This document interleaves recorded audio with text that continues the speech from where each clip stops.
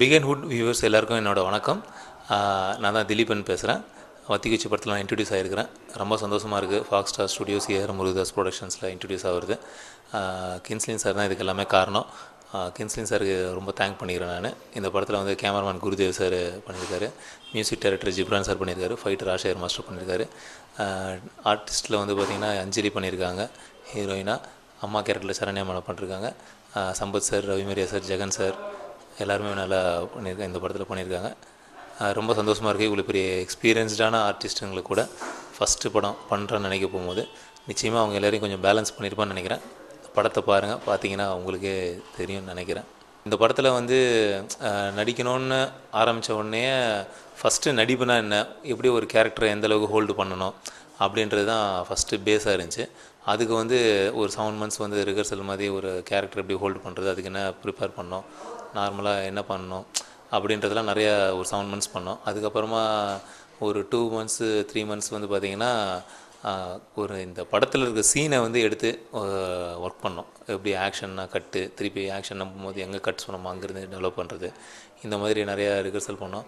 அது எல்லாமே முடிஞ்சு சரி ஓகே நல்லா கரெக்டாக டெவலப் ஆகிருக்குன்னு சொன்னதுக்கப்புறமா அந்த படத்தில் கேரக்டர் என்ன பண்ணோம். அந்த கேரக்டர் வந்து ஒரு ஷேர் ஆட்டோ டிரைவராக இருக்குது.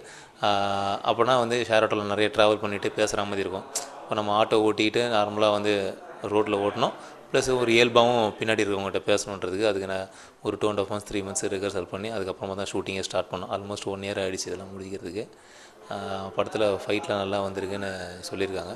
நிச்சயமாக அது ராஜசேகர் மாஸ்டர் தான் காரணம். நான் வந்து ஆட் ஏஜென்சி வச்சுருந்தேன். அப்போ நான் மேக்ஸிமம் எங்கள் அண்ணன் கூட இருப்பேன், என்னோடய ஒர்க்லாம் பார்த்துட்ருப்பேன், அவரோட ஒர்க் எதாவது பார்த்துட்ருப்பேன். அப்போ அவரோட ஏடிஸ் எல்லாருமே எனக்கு ரொம்ப க்ளோஸ் ஃப்ரெண்ட்ஸுங்க. அந்த டைமில் தான் எனக்கு வந்து கின்ஸ்லின் சார்லாம் ஸ்டாலின் டைம்லலாம் ஒர்க் பண்ணிகிட்டு இருந்தார். அப்போல்லாம் எனக்கு நல்லா பழக்கம். அதுக்கப்புறமா அது ஒரு ஒர்க் பண்ணி முடிச்சுட்டு அவர் வெளியில் போய் ட்ரை பண்ண ஆரம்பிச்சிட்டாரு. எங்கள் அண்ணனோட ஏடிஸ்லாம் பார்த்திங்கன்னா கதை ரெடி பண்ணிட்டாங்கன்னா ஜஸ்ட் எங்கள் அண்ணன்ட்ட வந்து ஒரு ஒப்பீனியன் சொல்கிறதுக்காக கதைலாம் சொல்லுவாங்க. அப்போ அடிக்கடி யாராவது வந்துட்டு போயிட்டுருப்பாங்க. அந்த டைமில் கின்ஸ்லின் சாரும் வந்துட்டு நான் சொன்னார், நான் ஒரு கதை ரெடி பண்ணியிருக்கேன், அந்த கதையில் வந்து நீங்கள் பண்ணால் நல்லாயிருக்கும். ஏன்னா வந்து இந்த படத்தில் எந்த இமேஜ் எந்த மாசுமே இல்லாத ஒரு நார்மல் கேரக்டர் தான் இந்த படத்தில் ஹீரோவாக இருந்தால் நல்லாயிருக்கும்னு எனக்கு தோணுது.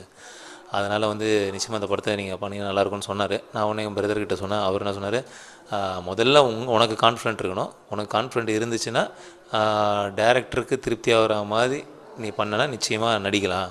அதனால் அது பேஸ்லாம் பண்ணணுன்றதுக்கப்புறமா தான் கின்ஸ்லின் சார்கிட்ட சொன்னோன்னா கின்ஸ்லின் சார் கூப்பிட்டு போய் இந்த 1 year ப்ராசஸ் எல்லாமே நாங்கள் பண்ணோம். பண்ணதுக்கப்புறமா தான் எல்லாருக்குமே பிடிச்சிருந்துச்சி. சரி நல்லாயிருக்கு, நல்லா வரும்னு சொல்லிவிட்டு அதுக்கப்புறமா தான் ஷூட்டிங் ஸ்டார்ட் பண்ணேன். இப்போ நார்மலாக வந்து பெட்ரோல் ஆட்டோனா கொஞ்சம் ஸ்மூத்தாக இருக்கும், ஷேர் ஆட்டோனா ஹெவி வைப்ரேஷனில் இருக்கும். நார்மல் ஆட்டோவில் பார்த்திங்கன்னா மேக்ஸிமம் 4 பேர் போகலாம், இல்லை ஃப்ரண்ட்டில் ஒருத்தர் போகலாம். மேக்ஸிமம் டைட்டாக போனால் பெட்ரோல் ஆட்டோவில் 5 பேர் போகலாம். ஆனால் ஷேர் ஆட்டோவில் பார்த்திங்கன்னா டைட்டாக போனால் 10 பேர் போகலாம். நல்லா உட்காந்துட்டு போகிறது தான், அதுக்கு மேலே தொங்கிட்டுலாம் போகிறது தான் போகலாம். ஆனால் அதில் போகும்போது கொஞ்சம் கஷ்டமாக தான் இருந்துச்சு. அப்போ நமக்கே இப்போ ஷார்ட் அப்போ எடுக்கிற மாதிரி இருந்தால் ரெகுலர் லைஃப்பில் பண்ணுறவங்களுக்கு எவ்வளோ கஷ்டம் இருக்கும். அதெல்லாம் நினச்சி பார்க்கும்போது சும்மா அவங்க அளவுக்கு நம்ம மேக்ஸிமம் ட்ரை பண்ணி இந்த படத்தில் நம்ம பண்ணணும் அப்படின்றது மைண்டில் வச்சுக்கிட்டு தான் பண்ணுது. அஞ்சலி வந்து அவங்க ஒரு சீனியர் ஆர்டிஸ்ட் மாதிரி பழகலை. அவங்க வந்து நார்மலாக ஒரு ஜாலியாக ஒரு ஃப்ரெண்டு மாதிரி தான் இப்படி பண்ணுங்கள் இப்படி பண்ணுங்கன்னு சொல்லிட்டு நிறையா பெர்ஃபார்மன்ஸ்லாம் நிறையா எப்படி லைட்டு ஃபேவராக பண்ணுறது, எப்படி வந்து கேமராவுக்கு ஃபேவராக நம்ம ஆக்ட் பண்ணுறது அப்படின்றதுலாம் நிறையா சொல்லிக் கொடுத்தாங்க. சரண்யாமாவும் எப்படிலாம் பண்ணணும்னு சொன்னாங்க. சம்பத் சார் ஆக்ஷனுக்குலாம் ரொம்ப ஹெல்ப் பண்ணார். ஆக்ஷன் எபிசோடெலாம் வந்து பார்த்திங்கன்னா நீ இப்படி பண்ணுங்கள் அப்படி பண்ணுங்கள், இப்படி இந்த மாதிரிலாம் பண்ணிங்கன்னா நல்லா பவராக இருக்கும் ஃப்ரேமில் பார்க்க போகும்போது அப்படின்ற மாதிரி நிறையா சொல்லிக் கொடுத்தாரு. ரவிமரியா சார் நல்லா பாசிட்டிவ் ஹோப் ஹெவியாக கொடுத்தாரு. நல்லா பண்ணுங்கள், தைரியமாக பண்ணுங்கள் அப்படின்ற மாதிரி சொன்னார். காட் கிஃப்ட்டு தான் சொல்லணும். இவ்வளோ பெரிய எக்ஸ்பீரியன்ஸ்டான டீம் டெக்னீஷியன்கள் கூட ஃபஸ்ட்டு படம் பண்ணுறதுன்றது ரொம்ப சந்தோஷமாக இருக்குது. இப்போ ஃபைட் சீன்ஸ்னால் சின்ன சின்ன இன்ஜூர் ஆக தான் செய்யும். அது மாதிரி இன்ஜூர் ஆச்சு, அதெல்லாம் நம்ம ஓவர் கம் பண்ணி படத்தில் நல்லா வந்திருக்கு. அது சின்ன சின்னதாக அடிப்படை தான் செய்யும். ஏன்னா வந்து நம்ம ராஜசேகர் மாஸ்டர்னு போகும்போது ஃபுல்லாமே லைவ் தான். லைவில் நம்ம பஞ்ச் பண்ணும்போது சில இடத்துல மிஸ் ஆகும், சில இடத்துல கொஞ்சம் ஒர்க் அவுட் ஆகும், சில இடத்துல ஒர்க் அவுட் ஆகாது. ஒர்க் அவுட் ஆகாதெல்லாம் நம்ம திருப்பி அது ஒர்க் அவுட் பண்ணணும். நம்ம அல்டிமேட்டாக ஆடியன்ஸுக்கு வந்து படத்தை நம்ம ஆக்ஷனை ப்ரெசன்டேஷன் பண்ண போகும்போது அவங்க பிலீவ் பண்ணும், பரவாயில்லப்பா இந்த பையன் வந்து 5 பேர் அடிக்கிறான்னா நம்புகிற மாதிரி இருக்குது அப்படின்னு. அதுக்காக நம்ம வந்து ஏதாவது ஒன்று பண்ணி தானே அவனு. நிச்சயமாக கேமராமேன் சார் குருதேவ் சார் ரொம்ப நல்ல கேரக்டரு. நான் ரிஹர்சல் பண்ணிகிட்டு இருக்க போகும்போதெல்லாம் அவரோட ஒர்க்குக்காக ஆஃபீஸ்க்கு வரும்போது என்ன ரிஹர்சல் பண்ணலையா அப்படின்னு சொல்லிட்டு கேட்பார். உட்காந்துட்டு இது பண்ணுங்கள் அப்படின்னு சொல்லிட்டு அவரோட ஒர்க்கை பேலன்ஸ் பண்ணி என்னை வாட்ச் பண்ண இதெல்லாம் பண்ணுறீங்க, இப்போல்லாம் இதெல்லாம் எப்படி கொஞ்சம் பண்ணுங்கள் நல்லாயிருக்கும் அப்படின்ற மாதிரி பர்சனலாக எனக்கு ஒரு நல்லா சப்போர்ட் பண்ணார். அதேமாதிரி ஷூட்டிங் ஸ்பாட்லேயும் சில இதெல்லாம் எனக்கு ஃபேவராக பண்ணி கொடுப்பாரு. இப்படி பண்ணுங்கள், அப்படி பண்ணுங்கள், இப்படி பண்ணுங்கள் அப்படின்ற மாதிரிலாம் சொல்லுவார். ரொம்ப அதான் ஒரு காட் கிஃப்ட்டு தான் சொல்லணும். இந்த மாதிரி ஒரு நல்ல டெக்னீஷியன் டீமு, நல்ல ஆர்டிஸ்ட் டீம் வந்து ஃபஸ்ட்டு படத்தில் கிடச்சிருக்குன்னும் போது இவங்க கூடலாம் நடிக்கிறேன்னு வந்து ரொம்ப சந்தோஷமாக இருந்துச்சு. அவங்களால நான் ஓரளவுக்கு பேலன்ஸ் பண்ணி நடிச்சிருக்கேனான்றது நிச்சயமாக நீங்கள் பார்த்து தான் சொல்லணும். படம் பார்த்தாங்க. படம் பார்த்துட்டு எல்லா ஃபேமிலியும் நல்லா ஹார்ட் ஒர்க் பண்ணியிருக்கிறேன்.